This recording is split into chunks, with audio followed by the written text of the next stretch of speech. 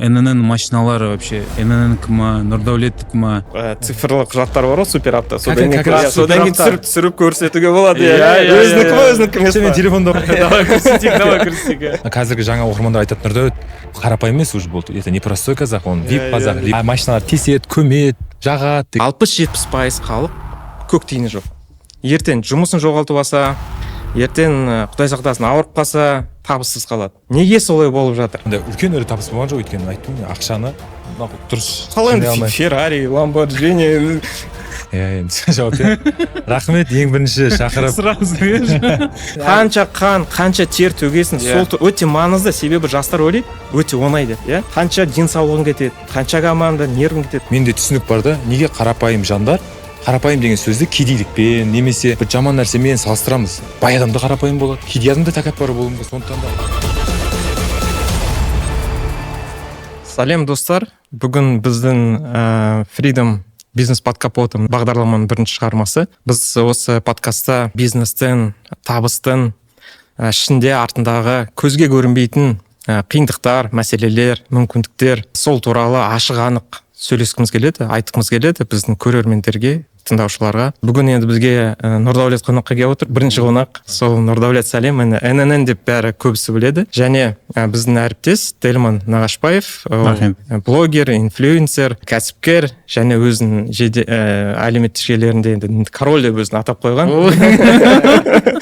Король нетворкинга деп.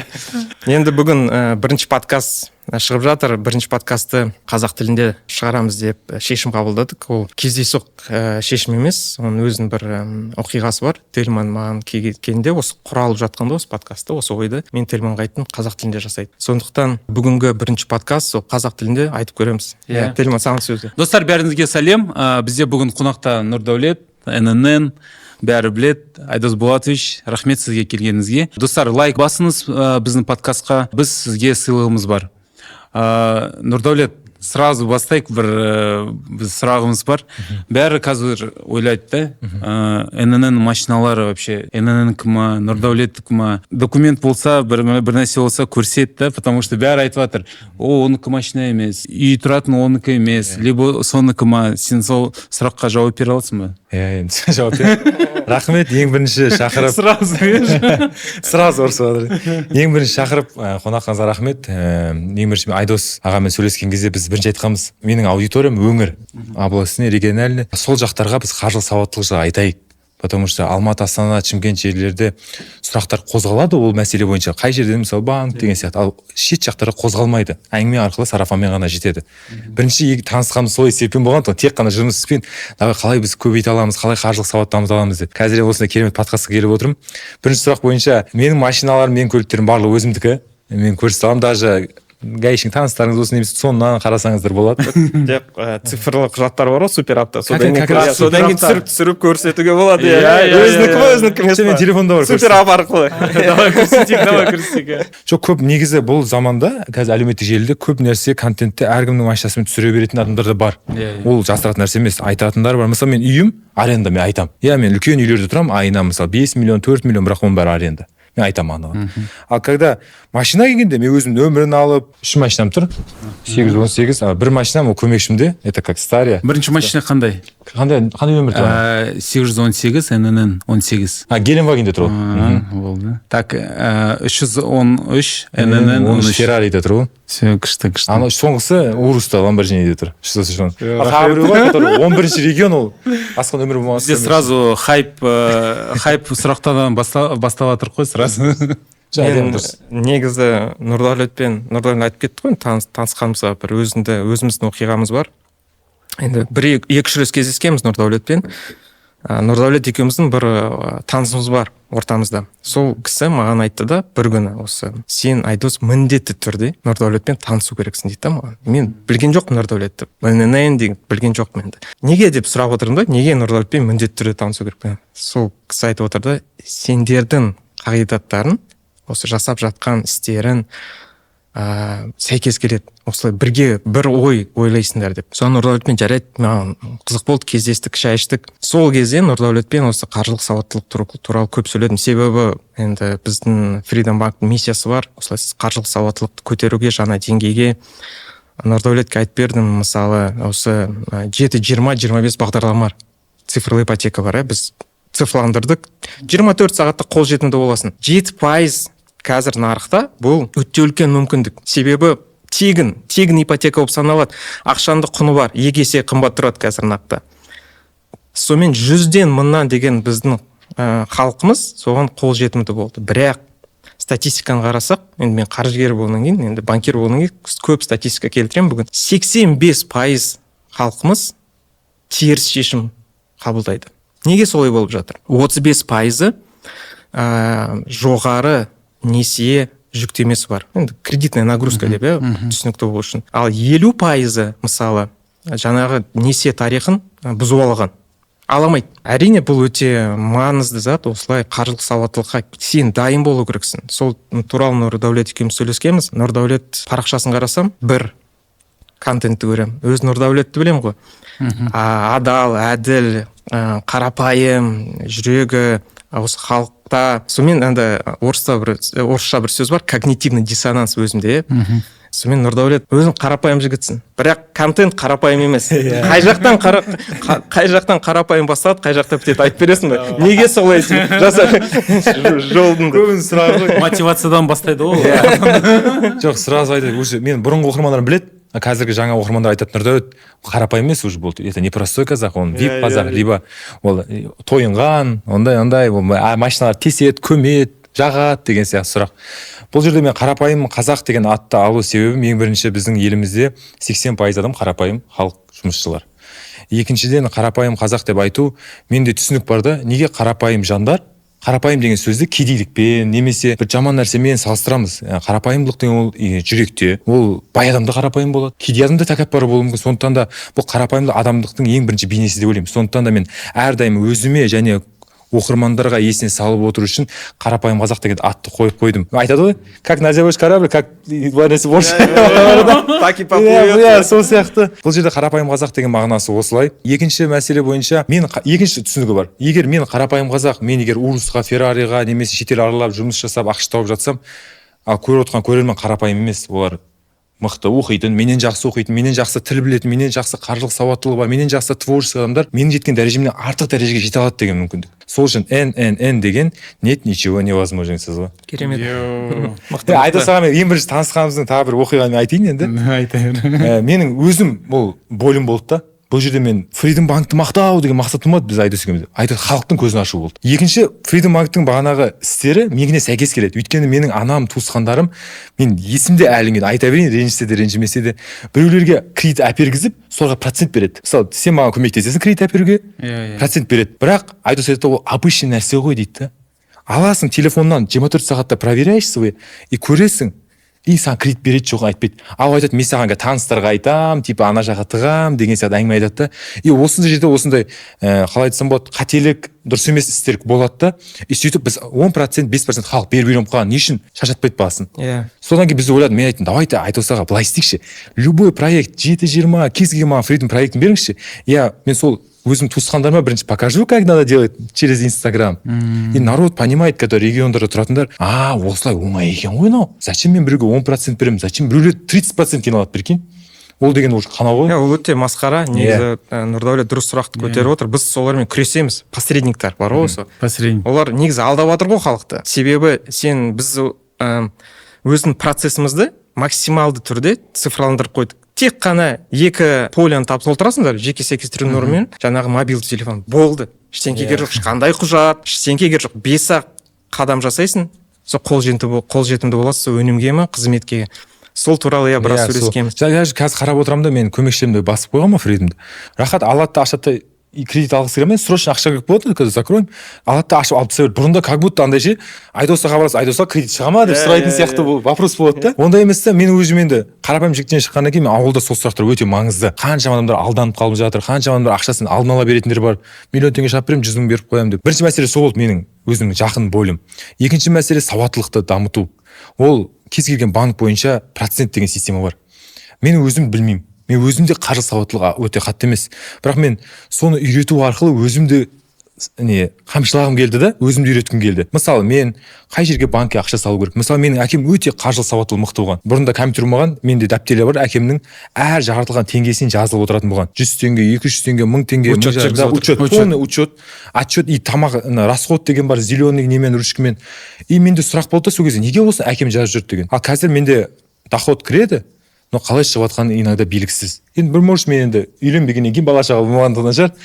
И сол менде сұрақ болды да, сол кезде мен әкем қайтыс болғанда, біз енді қайтыс болған куәлігін алып барасың банктерге. Прикинь, 7 ме 6 банкты ашып тастаған счет. Барлық банк счет ақша үйде ровно ашыла салып болған бәрінен. Прикинь де, мынаған мысалы 1 миллион. Жанып кетпесін деп, иә. И мысалы ойлайды 7 миллион бір жерге салса, ол когда будет деген сияқты.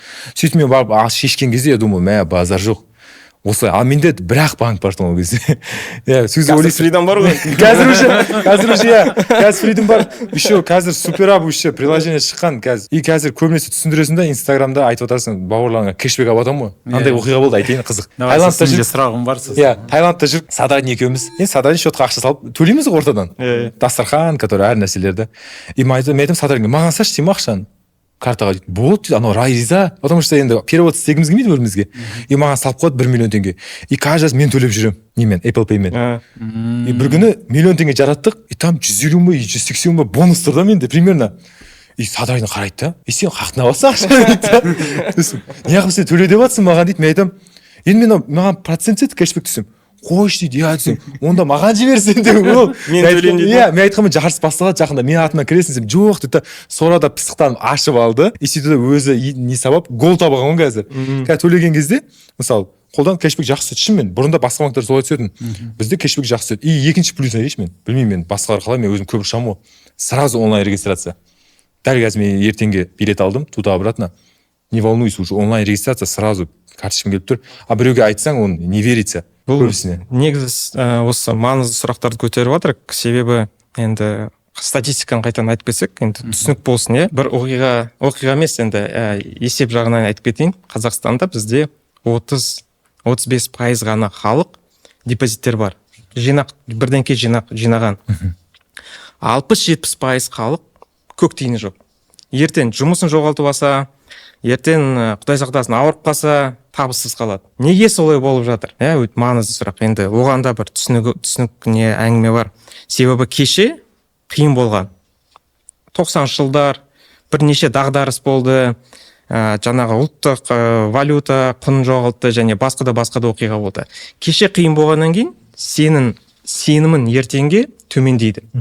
Сонымен сен бүгін өмір сүргің келеді. Бүгін құртың, ақша ұстағың келеді, бүгін тұтыну әрқашан өзінің желанием болып тұрады. Сондықтан осы тұтынушылық мінез, ой дамып жатқан нарықта осындай мінез, тұтынушылық өнімдер тез тарайды. Жаңағы бөліп төлеу, рассрочка дейміз ғой, басқа несиелер қолжетімді тез осындай жаңағы жинақтау, инвестициялық өнімдер қиын нарыққа енгізу. Енді не істейміз деген, жарайды, білеміз, проблематиканы білеміз, қалай шешеміз. Сонымен екі жолы бар. Біреуі арамызда шетелге қарамай қойып, осы 30-35% халық бар. Осы ортада, осы орташа жалақымен, осы экономикада жинап үлгерді. Сіздің әкеңіз сияқты, жинап үлгерді, 7 банкке жасап көрді. Ол да сол табыспен жүрді, ол да осы ортада өсті, шетелден келген жоқ сол кісі. Сол кісілерден үлгі алу керекпіз. Екіншіден, біз банкте өзіміз ойланып бір өнім жасадық. Жаңағы кэшбэкті айттың, сол қалай біз жинақтау, инвестициялық мінез ойға қадам жасап көңіл аударамыз тұтынушылық мінез құлықтан. Қалай жасаймыз? Ол үшін өнім жасау керек. Сол өнімді шығардық, өзінің әдеттерінді өзгертпей, үйреніп қалдың ба? Күн сайын ақша құрту, картамен, QR-мен төлеу жасай бер, жарайды. Бірақ кэшбэк, келген кэшбэк құнды қағазға трансформация жасағанда, аударылғанда халық көңіл аударады. Неге бұл кэшбэк түседі, сен айтқандай? Неге осындай кэшбэк түсіп жатыр? Сезінетін кэшбэк. Біріншіден, екіншіден оның бағасы акцияға байланып тұр. NASDAQ-тағы күнде өзгереді. Бір күн өседі, бір күн төмендейді. Соған халық көңіл аударады. неге осылай болып жатыр, кіріседі, зерттейді, NASDAQ деген не, құнды қағаз деген не, солай инвестицияға, жинақтауға көңіл аударып қадам жасайды. Қазір мысалы миллионнан жоғары бізде брокерлік шоттар ашылған. Қарапайым қаздық, сен айтқандай қарапайым біздің халқымыз үйреніп келіп жатыр соған. Біздің әріптестерге бұл енді үлкен мақтаныш деп ойлаймын, себебі біз осы нарықта жаңа стандарт тудырып жатыр. Нұрдәулет, Айдос Болатович, сізге сұрақ. Бірінші ақшаны қалай жинадыңыз, қалай неге жараттыңыз бірінші ақшаңызды, қалай импульспен болды ма или ойланып бір нәрсе алдыңыз ба, сондай сұрақты? Ең бірінші қаржымды мен кәсіптен болды. Ол мороженое балмұздақ кәсібі. Ең бірінші ол кәсіпке маған инвестиция жасаған әкем өзімнің. Әкем ең алғаш, мен бәрінде айттым, бүкіл жерде тағы да айта салайын. Әкем ақша берді, қайтарылатын ақша деп айтты. Мен ренжідім әкеме.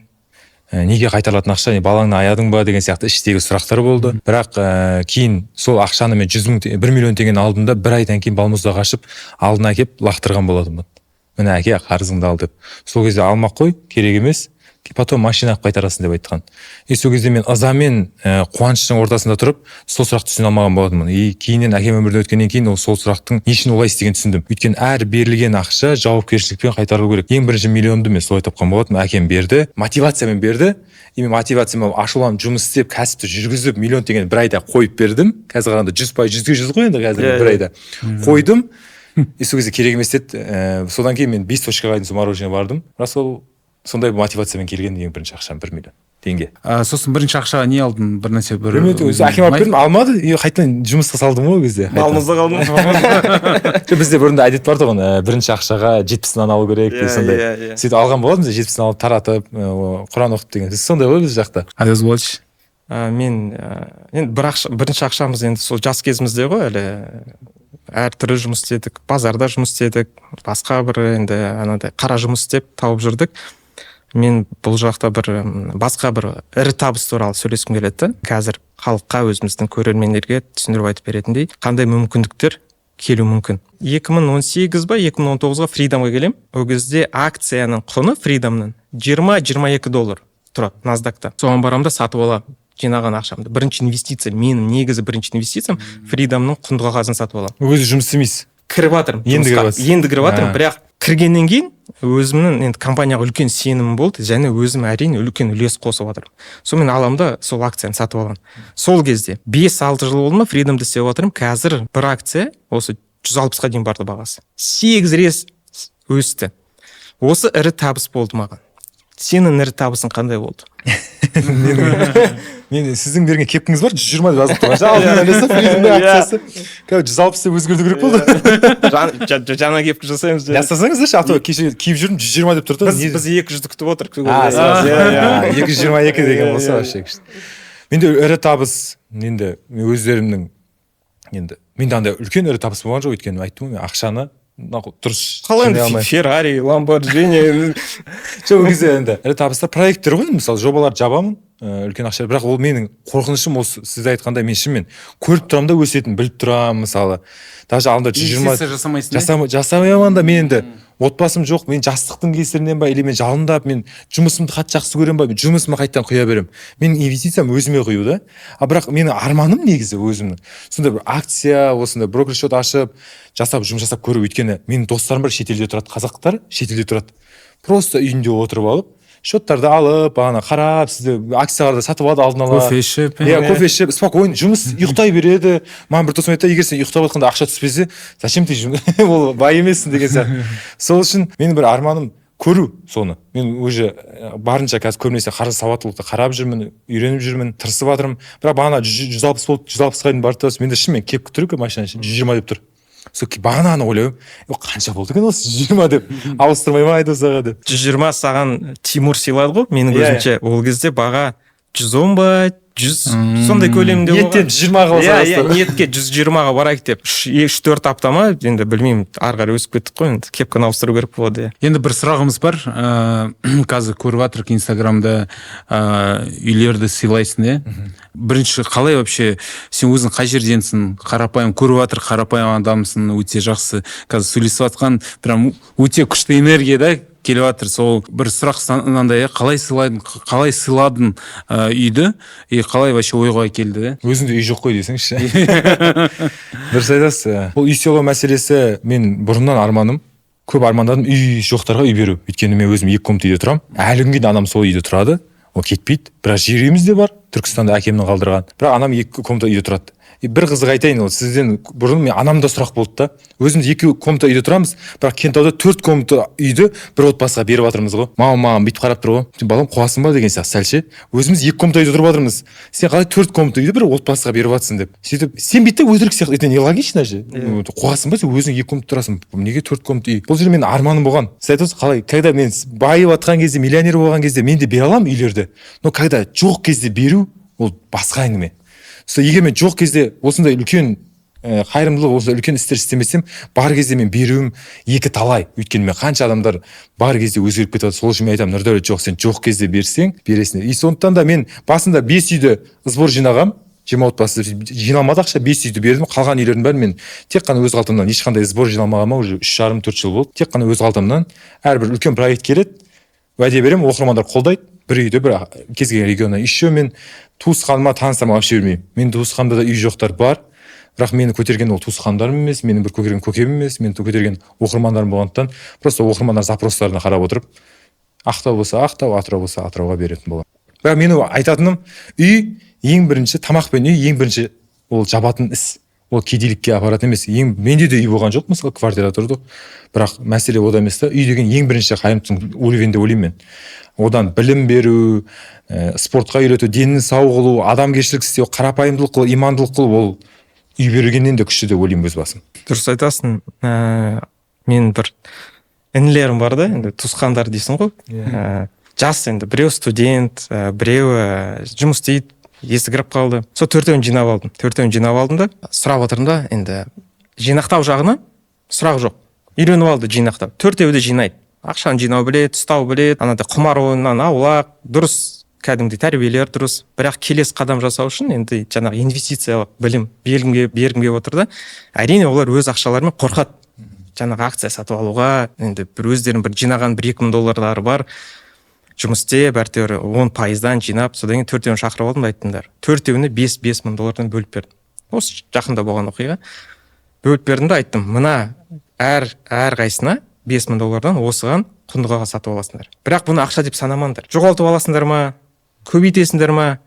Бұл білім. Маған ең маңызды жылдың аяғында келгенде өздерінің оқиғаларын айтып беріңдер. Мысалы, Қытайда бір құндылыққа шықтық, мына жақта IPO-ға қатыстық, мына жақта облигация сатып алдық.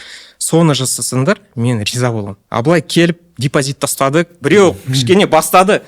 Ана брокерлік дешотта $4 бар екен, ана депозитті 1%, мен салып қойсам, жылдың аяғына дейін $200-300 табамын деп. Ол керек емес дедім, мен сендерге ақша беріп жатқан жоқ, мен сендерге білім беріп жатырмын. Солай, осылай білімге, осылай инвестициялық мінез-құлыққа осы інілерімді келтіріп жатырмын, себебі өте маңызды. Осылар біліммен өссе, ертең фундаментально дұрыс, осылай тұрақты аяғында тұрса, енді бәріміз қуанатын сияқтымыз. Оларды ары қарай тарайды, ары қарай айтады. Нұрдәулет, сұрақ мынандай, да? Инстаграм ол бизнес қой. Вот как ты менял команды, кто такие, кто тебя поднимал, первые твои люди, друзья, сейчас они с тобой работают или нет? Айдос Балыч, вам тоже этот вопрос, пожалуйста.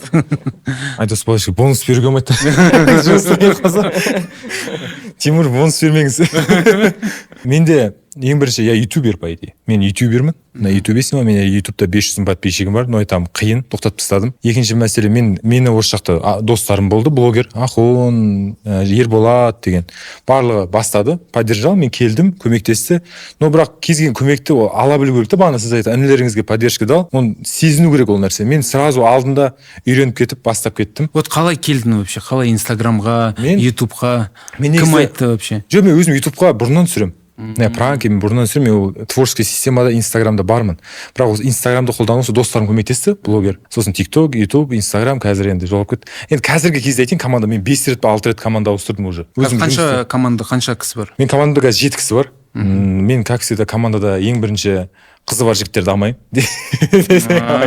Ойнап отырмын. Просто әзіл ғой, ең бірінші жас жігіттерді аламын. 2005, 2004, даже 2008 менде сондай критерия. Неге? Жастар ескі поколениеден қарағанда ерекше ойлайды, дамиды, аш болады. Екінші мәселе, неге қыз деп әзілмейтін, бірақ шындықта бар ішінде. Егер үйіндегі отношениясы, отбасындағы отношениясы дұрыс болмаса, ол біздің жұмысқа өте зиян келеді, потому что бізге шығармашылық болғандықтан бізге көмек керек, бізге депрессия жарамайды, бізде как всегда шетелде жүреміз, қалада жүреміз, поэтому бізде жеке өміріне сәл қиындықтар болуы мүмкін. Үшінші мәселе, мен әрдайым идея.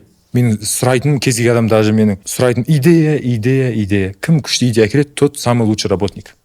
Менде сондай. Мен Нұрдәулетпен үшінші рет кездескенде енді жаңағы гонка блогеров жасайын деп отыр ғой Тимурмен. Енді Бейбіт Алибеков шақырды, Алишер Елікбаев шақырды. Сол туралы айтайықшы. Иә, сонымен жетіспейді да бірден кейін екі блогер. Сонымен бастайын дегенбіз негізі. Содан кейін енді олар көбінесе орыс тілінде аудиториясына айтады. Енді мен Нұрдәулет танимын, соны Нұрдәулет шақырдым. Кел бір чай ішіп кетейік, бір сөйлесетін әңгіме бар. Сол блогерлардың жарысы туралы айтынды. Енді 1 сағат сөйлестік, 1 сағат ішінде сол тақырыпқа 10 минут кетті. Нұрдәулет тұрды да, енді мен неге айтып отырмын, қарапайым, әділ, сразу осылай. Нұрдәулет жарайды, жасап көрейік деп келістік. Қалған 50 минут маған да өте қызық болды. Мен Нұрдәулет как раз сұрап жаттым, сен қалай келдің бұған? Енді мен білген жоқпын, бұда 5 миллион жазушылар бар екен. Былай қарасақ, Қазақстанның 25% ғой. Бұл өте үлкен жауапкершілік негізі. Соны Нұрдәулеттен сұрадым. Осы туралы Нұрдәулет біраз әңгіме айтты. Осылай командалары YouTube'дан бастадым, келдім. Сол 50 минут сол туралы сөйлестік. 10 минут келістік. Жаңағы Нұрдәулет келісімшартқа келді. Осылай осы гонкаға қатысамын деп. Бірақ блогерлық жұмыс бәріне сұрақ. Енді көбісі көреді ғой, жастар туралы айтып отырсын. Бұл 24/7 ма? Түсіндіріп айтып берші жастарға қазір осы. 24/7 ма жұмыс? Иә, жұмыс. Болмаса бір рилс, бір стори жасап жата бересің ба телевизор көріп. Қанша тер төгесің, сол өте маңызды, себебі жастар ойлайды өте оңай деп, иә. Қанша денсаулығың кетеді, қанша команда, нервің кетеді, сол туралы кішкене айтып бересің ба? Мен өзімді айтайын, басқа блогерлердің бәрін білемін ғой, қалай жұмыс істейтінін мен білмеймін. Өзімде жұмысым менде әрине өз жолы. Иә, өз жолы. Менде 10 жыл болды осы сферада жүргеніме. Бұрыннан бастап ютубтан анаңнан ұрыс естисің, туысқаннан, бауырдан, достан не істеп жүрсің. Мен 10 жыл бұрын бастағанда Инстаграм деген нәрсе болмаған, ютуб деген особо болмаған, даму, блогер деген жоқ. Енді мен сондай бастадым. Бірінші ұрыс, үйдің үлкені мешеумен, давление, мазақтау, барлығына өтесің. Екінші стадия, ол ақша жағынан.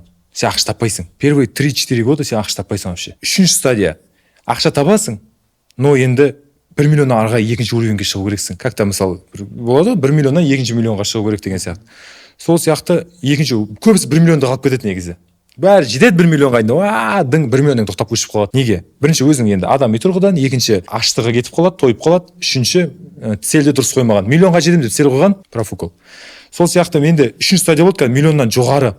Бұл өте қиын ол. Сен жұмыс істейсің, күні-түні команда ауысады, достарың кетеді, ұйықтамайсың. Мен қазір ұйықтайтын кезде, мысалы ұйықтайтын кезде азында не сторис салам, не рилс салам деп примерно ұйықтаймын. Тұрып жатқан кезде кешке пландар бар, мысалы бүгін подкаст дедім, уже мен кешкеге 1-2 подкаст сторис дайын. Кешке мысалы Тимамен түсірем контент, сізбен түсірем контент деп ойлап, бірақ мен оған сізге келем дегенше мен 4 встречадан келдім контентский. Садайдермен жолықтым, өзімнің творческий бизнес встречамды жолықтым. YouTube шоуға түсіру үшін, апорттан ары бір айдалға барып, здание көріп келе жатырмын. Пробовка осылай да, ұйықтамау керек. Бұл менің 5 миллион жеткеннен кейінгі дәрежем. Ал оған дейін қаншама қиындықтар. Қазір менде возможность бар. Хабарласам біреуге, ақша төлей салам, мысалы камера. А бұрында оның бәрі жоқ қой. Операторға ақшаң жоқ, командаға ақшаң жоқ, водительге ақшаң жоқ, таксиге ақшаң жоқ, съемкаға, монтажға ақшаң жоқ. Бірақ соның бәрін сен өзің істеу арқасында сен жұмыс істейсің. Бұрында балдар түсіреміз, төртеуміз. ұйықтайды, мен түнімен монтаждаймын. YouTubeға саламыз, азында тұрады, просмотр жиналады. Жиналмайды. Мен мысалы 8-10 видео 1,5 жылда 20 мың подписчик жинағам. 1,5 жылда 20 мың подписчик, а қазір 20 мың подписчик жинау 5-ақ күнде ғой. Керемет кеңестер жастарға. Вот кім блогер жасағысы келеді, блогер бизнес под капотом деген осы бүгінгі соны ашып жатыр. Под капот. Я біліңдер, оңай емес. Оңай емес, иә. Оңай емес жұмыс. Біз 2 жылда, мен вообще массажистпін ғой, массаж істегем. Бүгін лайфхактарды жазып массаж істегем. И личный брендке келгенде біз 2 жылда 940 рилс жасағанбыз. Тоже команда басқа келеді, кетеді. Біреу зумеры дейді ғой, мінезін көрсетіп, осылай қазір бұны 50 мыңға енді жеттік, Аллаға шүкір. Енді сен прям түсініп отырмын да, сен енді миллион деп қойма, сразу 10 миллион деп қой. Мақсатына 10 миллион қой. Жаңа былай айтайын, давай осы личный бренд жүргізетін адамдарға сізге де бір кішкене бір лайфхактар айтайын. Иә. Ең бірінші камерадан қорықпау. Мүлде камерадан қорықпау керек. Оны мен қалай жоям? Күнде луч друзья ашам. мен өзім кіремін лучший друзьясына, мен дым білмейтін адамды даже телефон инстаграм қосамайтын адамды мен 3-4 миллионға жеткізгенмін. Жасик деген блогер, который мен ағам, маған да поддержка берген, мен оған кісіге поддержка бердім. қазір 2 миллион или 3 миллион подписчигі бар. Просто лучший друзьяға мені қосады, каждый день күнде өзінің не істеп жүргенін айтып жүреді камераға. Только мен ғана көремін. Күнде қалайсың, мен бүгін подкастқа келдім, мен бүгін осы шай ішіп жатырмын, мен бүгін просто так тренировка ретінде ғой. Тренировка ретінде, дисциплина ретінде. Бірінші мәселе сол камера алдындағы қорқыныш жеңу. Екінші мәселе идея. Менің идеям бойынша менің стилім бірінші болу немесе ерекше болу. Осы ұстанамын. Мысалы бір видео түсірейін деп жатсыз, тренд. Оны біреу түсіріп қойды ма Қазақстанда, оны түсірмейсіз. Сіз ерекше қылып түсіресіз. Екінші лайфқа. Үшінші лайфқа қазіргі заманда ақша салу. Басқа вариант жоқ. Қазір көбінесе ақша саласыз, оқисыз, үйренесіз, ақша құясыз, подарка бересіз, сыйлықтар аласыз. Төртінші орта. Егер сен каждый день стройкада адамдармен жүріп, немесе доктор адамдармен жүріп, бірақ ортаң қызығатын нәрсең инстаграм болса, олар инстаграм түсірмейтін болса история, сен де бір күні қойып кетесің оны. Сол үшін сен егер шынымен осы блогерлік жолды таңдадың ба, личный брендті, сен сондай ортамен жүру керексің. Ол маңызды өте. 30-40% соғандай маңызды болады. Егер осы төртеуін істесең, барлығы болып жатса, ол команда, екінші анау бір идея, анау деген нәрсе бұл екінші этапта. Бірінші осы 4 лайфхак істесеңіздер, сіздердің личный брендтеріңіз минимум өздеріңіздің облыстарыңызда, немесе өздеріңіздің қалаларыңызда, ауылдарыңызда жасауға болады. Айдос Болатович, сізге де сұрақ, под капотом бизнес айтып бересіз бе? Қалай команда жинадыңыз, қалай болды? Бүгін Нұрдәулетті өте қызықты да тыңдадым. Мен де біраз сұрақ қойып алайын. Ұстау өте қиын одан. Мен негізі әлеуметтік желілерде Инстаграм парақшасында бір Уэльс қой деймін, бір америкалық бір Инстаграмда парақша бар. Уиз ба сондай? Иә, сода енді танымалы артистер, әншілер солар туралы жазады. Бір күні қарасам, бір Ламборджиниді былай аударып қалада кетіп баратыр деген бір оқиға ретінде салып жатыр ғой сторис. Бір қарасам, кім мынау? Бір Қазақстаннан блогер осылай жасап жатыр дегендей. Сол кезде Нұрдәулет екен, сол америкалық әлеуметтік желіге шығып, медиаға шығып отыр ғой. Керемет зат. Жай есіме түсіп кетті, соны айтайын деп. Негізі бүгін Нұрдәулет айтып отыр ғой жаңағы дисциплина туралы, тәртіп. Иә, тәртіп өте маңызды екен. Менде де бір кішігірім оқиға бар. Екі жақын дос балам бар. Сол екі дос балам бір күні келіп, екеуі де машинеге несиеге аламыз дейді, көмектесші дейді, бастапқы жарнаға. Мен сұрап отырмын, сендердің өздерінің қанша жинаған тиын-тебендерің бар? Екеуі де айтады, жинаған жоқпыз. Просто берші маған 20%-ын 80-ге барып несие аламын дейді. Ол дұрыс емес қой дедім. Давай былай келсек дедім. Сендер жинаңдар, қанша жинайсыңдар, соншасына қосып беремін. Бірақ келісеміз, 6 айдан 12 айға дейін жинайсыңдар. 30 күнде емес, біреуге қарызға алып, 6 ай минимум жинайсыңдар. Біреу келсек, қол ұстасамыз, кетеді жинайды. 1 жыл жинайды. 1 жыл жинап келеді, оралып келеді, айтады, жаңағы бастапқы жарнадан 20% емес, машинен 50% жинап алған ғой. Мен сұрап отырмын, қалай істедің сен солай деп. Ол айтты, мен жинау бастағанда үйде айттым ата-анама, не істеп жатыр? Мен осылай жинап жатырмын. Жинасам, осылай енді досым көмектеседі маған, жартысын беремін деді. Сонымен ата-анасы бәрі бірге жинаған ғой, әкесі отбасымен жинап, осылай 50% жинаған. 50%-ын қосып жаңағы машинесіне жетті. Бақытты болды. Бірақ бұл мәселе ол емес, мәселе себебі ол жаңағы жинақтау мінез ойын жалғастырды. Пәтерге жинады, әкесі, анасы бәрі жинап жүр отбасымен. Басқаша істей алмаймыз дейді. Жинау керек, біз комфортта боламыз дейді сол кезде. Екінші досым, жоқ деді, маған машина кеше керек болған. Ол олай болмайды, ренжіп кетіп қалды. Сонымен барды жаңағы басқа кредит алып, жаңағы БУ машина алып, ол сынып, оны сатып, жаңағы несиесін бұзып, әртеуір жете алмай қалды. Енді өзінің шындықтары бар шығар, енді неге солай істеген. Бірақ осы екі оқиғаның айырмашылық бір-ақ сөз бар, ол тәртіп, дисциплина. Өз-өзінен бас тартсан, қол жетімдікке, өнімге, қол жетімді заттарға дисциплинированный болсан, осы нәтижені мақсатына да нәтижесіне жетесің.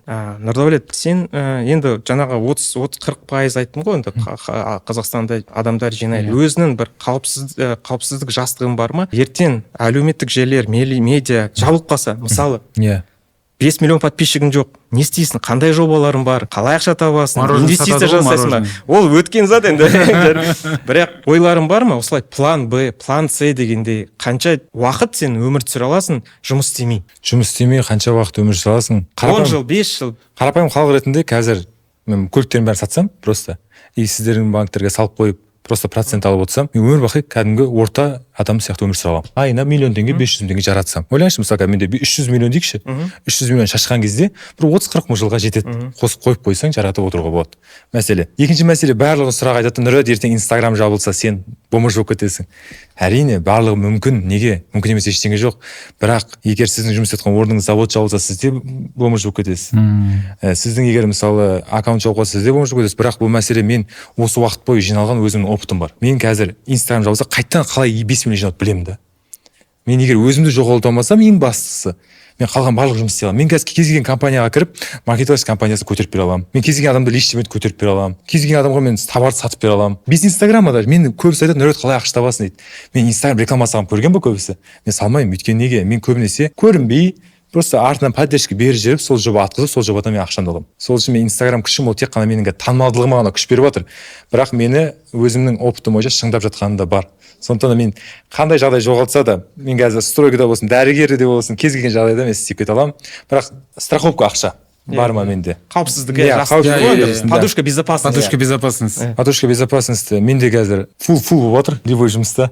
Кез келген жерде мен барлық күшім салам, барлық ақшам салам. Атқаны атпайды, атады, осылай болып жүр. Бұл енді жас, мен ойлаймын, бұл да керек. Когда жас кезде рисковать етпесең, без риска нету ризыка ғой. Сол үшін мен сондай істеймін. Бірақ мен білем, міндетті түрде менің істеу керек затым ең бірінші қазіргі қаржылық ақша жинап қою депозитке. Екінші, менсіз де менің Инстаграмымда да жұмыста түсіп тұратын кәсіп ашып қою. Осы менің ең үлкен арманым бірі қазір. Бірақ соны енді жайлап үйреніп жатырмын. Әзірге бірақ онда енді страховка үлкен, білмеймін, может бір үлкен бар шығар. Мысалы мен бір егер гонка блогер болсам, сон подушка безопасности қойып қоямын.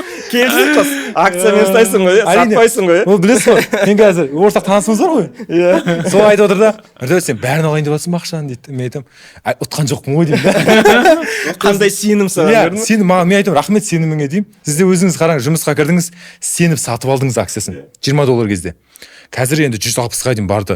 Ол деген негізі адамға адам керек сенетін. Әрине. Компания керек. Егер сенің жанындағы, мысалы мен жанында жүрген бауырларым маған сенбесе, олар менің арманыма да сенбейді. Әрине. Мен өзіме кейбір кездері мен өзіме сенбей қалатын кездер болады. Сол кезде жанында тұрып бір бауырың, інің, ағаң, қызың болса, жаным, саған сенен бауырым, давай вперед. Любой нәрсе десе, денең бір дызылдайды да, жаныңа қарайсың да, аса алмайтын асығы жоқ болады. Ала алмайтын қамал болмайды. Сол үшін де мен 50 мың подписчик кезде миллионға аз қалды деп айтатын тұғым. Ол кезде миллион деген нереальные цифры.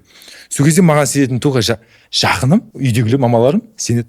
Бір бауырым ғана сенетін тұғы. Болды, сол екеуміз, сол екі адамның шын сенімінің арқасында мен миллион емеске 5 миллионға жеттім. Ол деген ол үлкен күш та, ол сенім деген. Сенім иман ғой бір жағынан. Әрине. Үлкен күш. Ол мысалы Айдос аға да айтып тұр, өзім сенім акция алдым дейді. Егер командадағы бала мені осы жерде жеңе алатыныма сенбесе, немесе менің осы күшті видеоларыма түсенбесе, менің видеом ататынына сенбесе, ол ол жерде атпайды видео. Сол үшін мен айтамын сіздерге, құрметті достар, компанияға, жақындарыңызға, жаныңыздарға сенетін адам ертіңіздер. Ол қаншалықты жақсы болғанымен де, қаншалықты сен жаны ашығанмен де, егер ол адами тұрғыда егер шынайы сенбейтін болса, ондай адамдар кейін бәрі жат жолдар лақтырып кетуі әбден мүмкін. Сен ананды айтып кеттің. Енді жақындар сенген өте маңызды ғой, олсыз жүре алмайсың. Жаңағы 4 бөлім пәтерді айтып кеттің. Сол туралы бір-екі ауыз сөз айтсаң, осы сенім қалай күш қуат берді саған? Қандай? Анан енді күн сайын сұрайтын шығар, балам, бізде бірдеңке алайық, бірде біздердеңке жасайық дегенде, қашан бітеді мынау жүгіріс дегендей? Мен анам қазір мен бір нәрсе жүрсем, тыныш жүрсеге деп ойлайтын. Секірмеші дейді. Мен мамамды ысқырт етіп тастаймын. Машинадан секіретін кезде, истребительге ұшатын кезде мен қопқа тығып қоямын, потому что или алдына айтып қоямын. Жүрегі ауырмасын деп. Мама, мен емес ана видеодағы деп қой.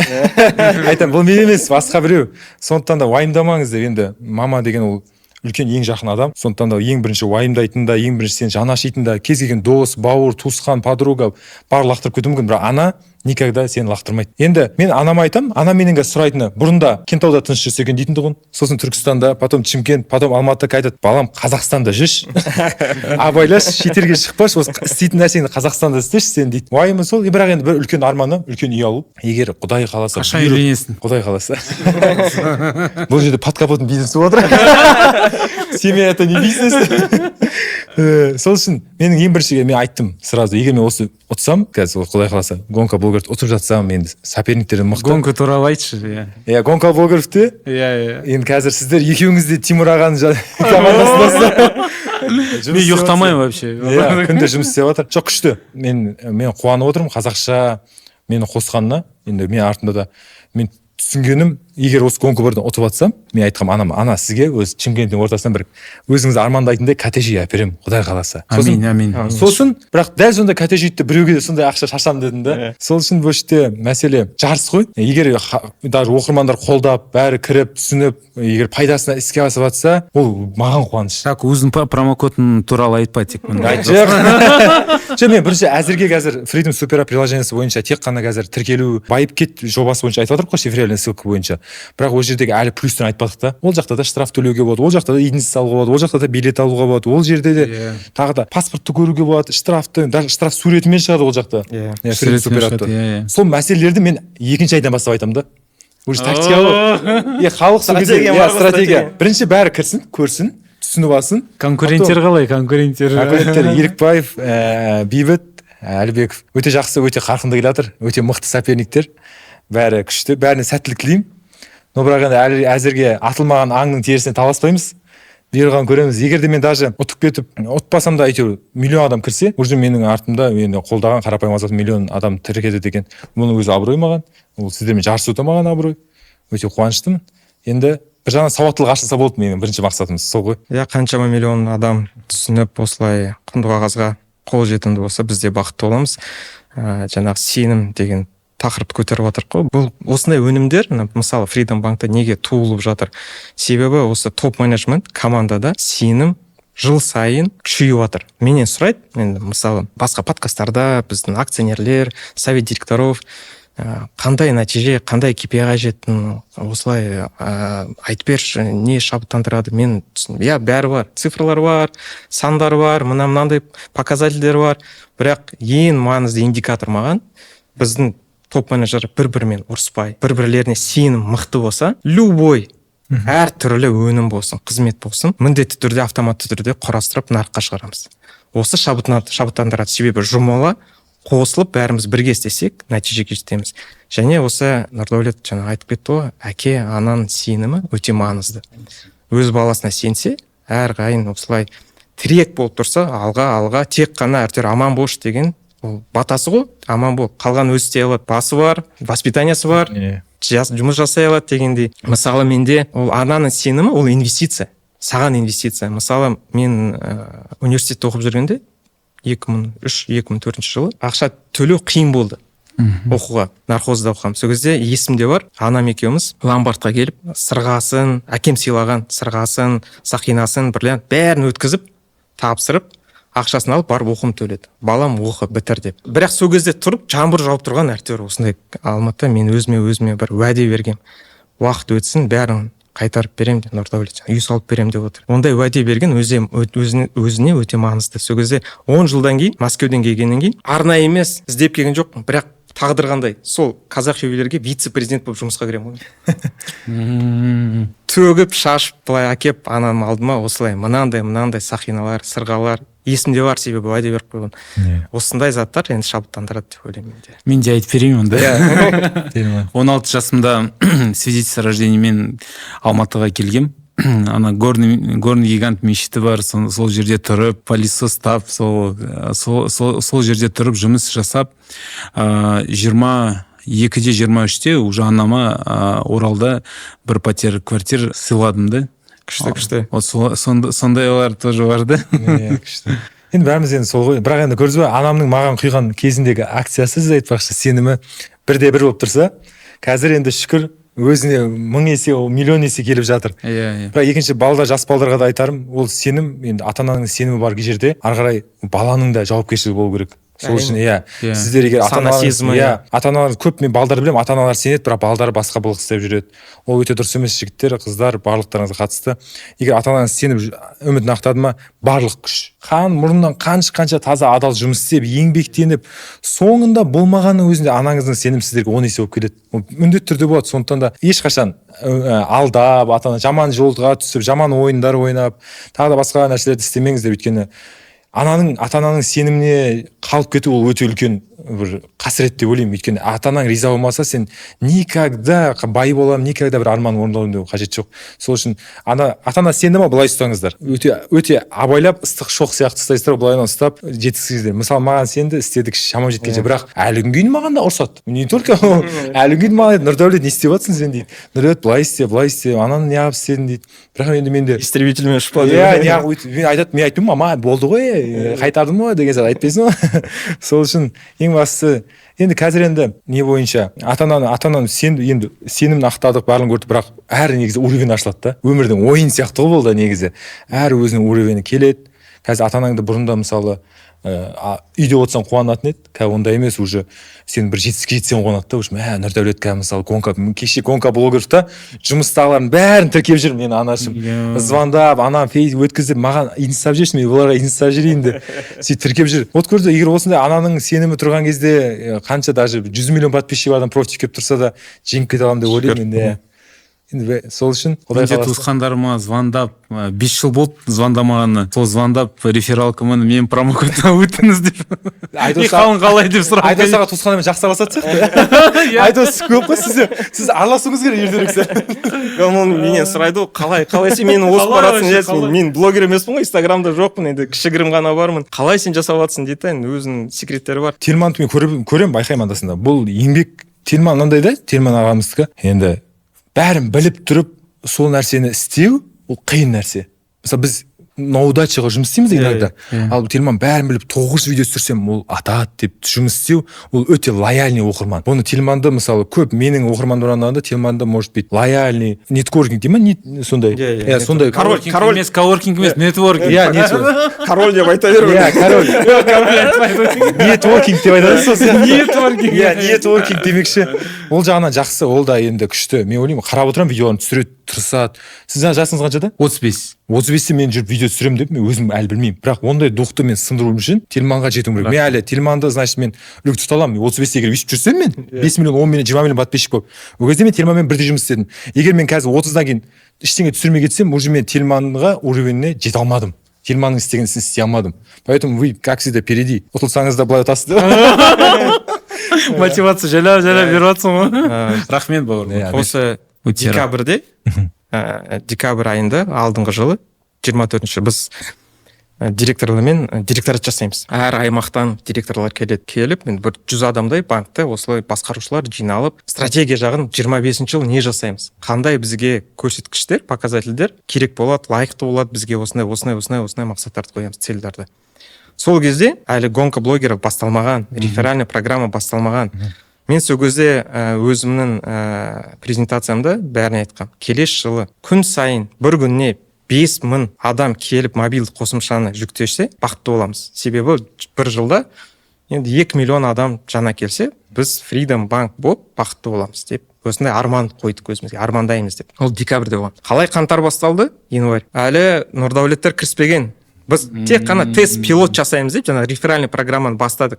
Оларға айттық, кішкене 1-2 ай күте тұрыңдар. Себебі енді ошибкалар бар, багтар бар, соның бәрін түзеу керекпіз, қарастыру керекпіз, зерттеу керекпіз, дұрыстау керекпіз, сендер кіргенде ұят болмасын деп. Соны январьда жасадық. Январьда жасағанда күн сайын 30-40 мың адам мобильді қосымшаны жүктеп жатты. Бір күні 73 мың адам келген. Қандай мүмкіндік келді?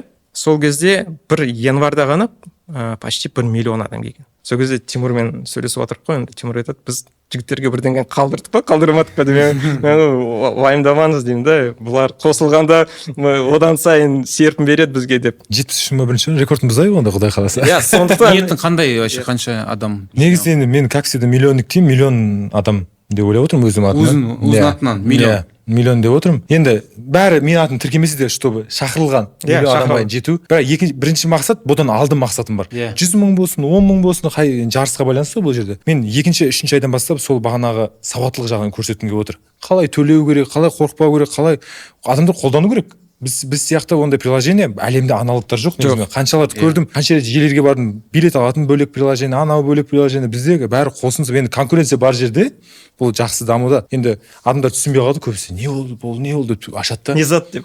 Еще ана Freedomда приложение жазасың ғой, неге Play Marketке 10 Freedom шығады ғой.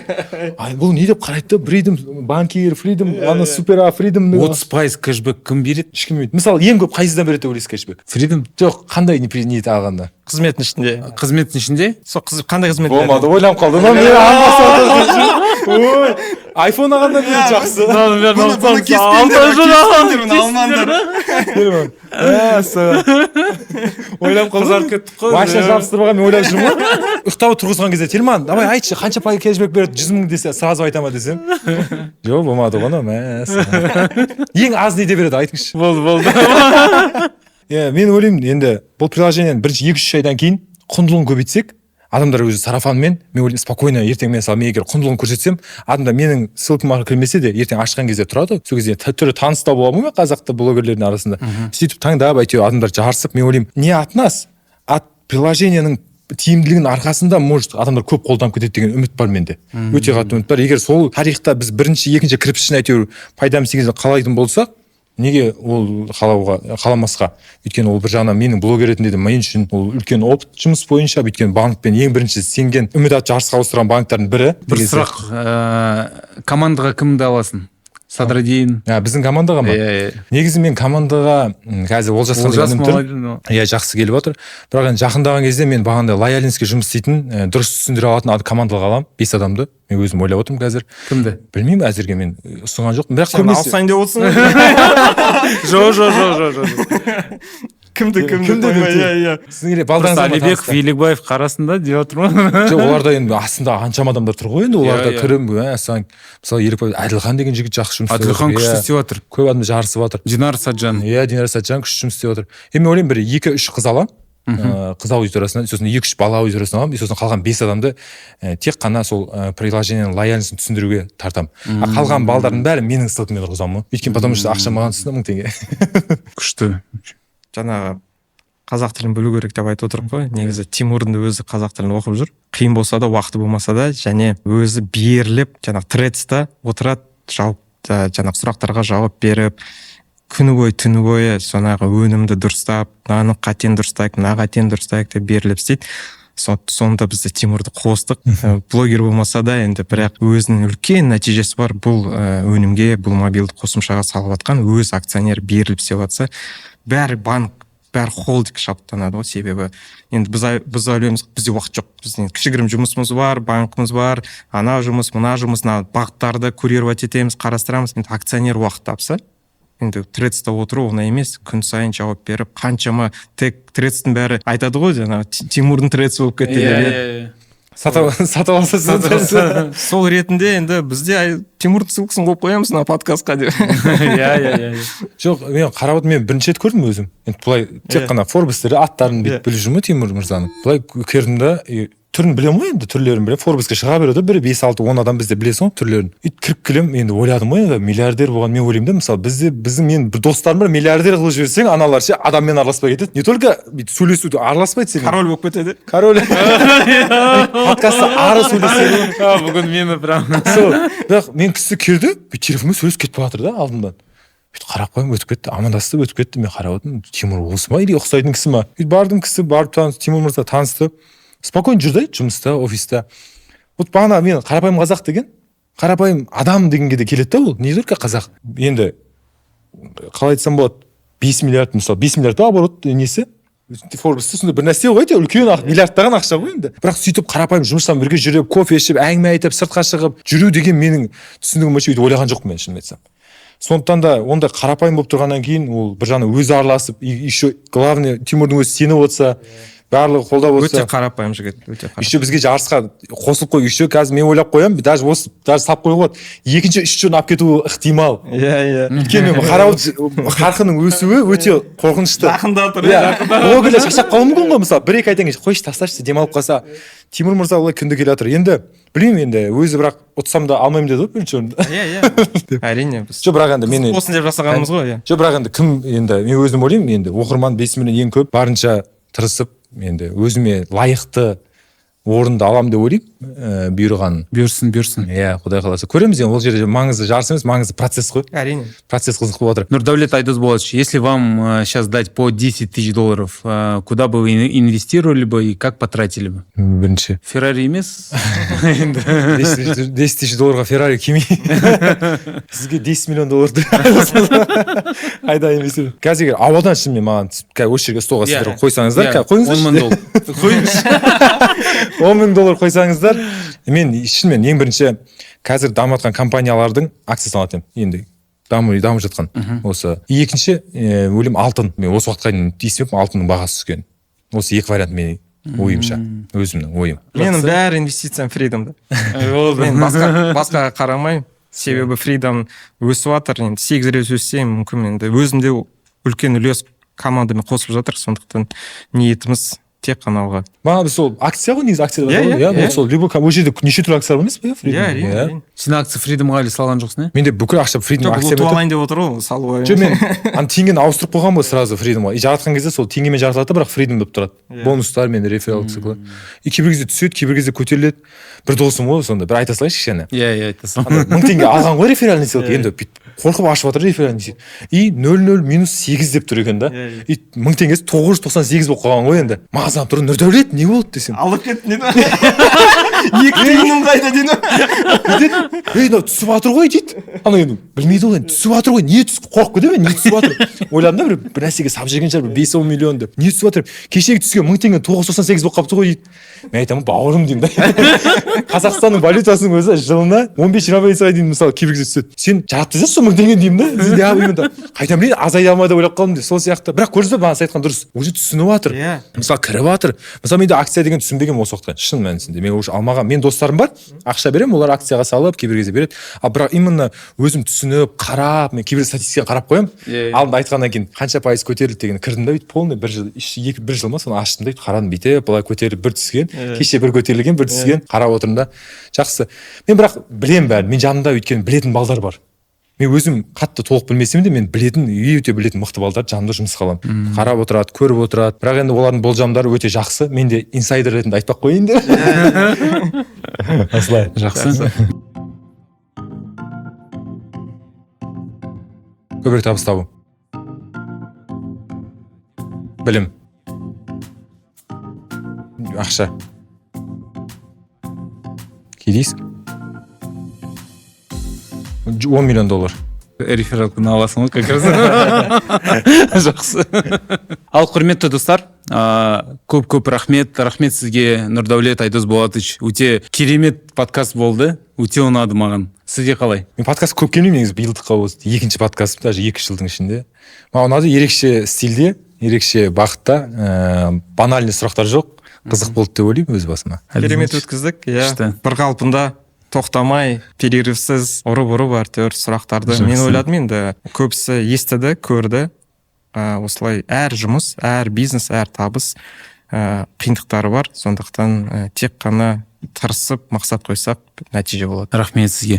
Құрметті достар, комментарий жазыңыз мына подкастта. Сізге сыйлығымыз бар. Лайк басыңыздар, қолдаңыздар. Егер жақсы контент көп болған сайын, ол өте жақсы. Сондықтан да жақсы контент көрген сайын қолдай берсеңіздер, сізге жаман контент азаяды, сіздің де контенттеріңіз жақсаратын болады. Рахмет. Рахмет сіздерге. Жақсы, керемет.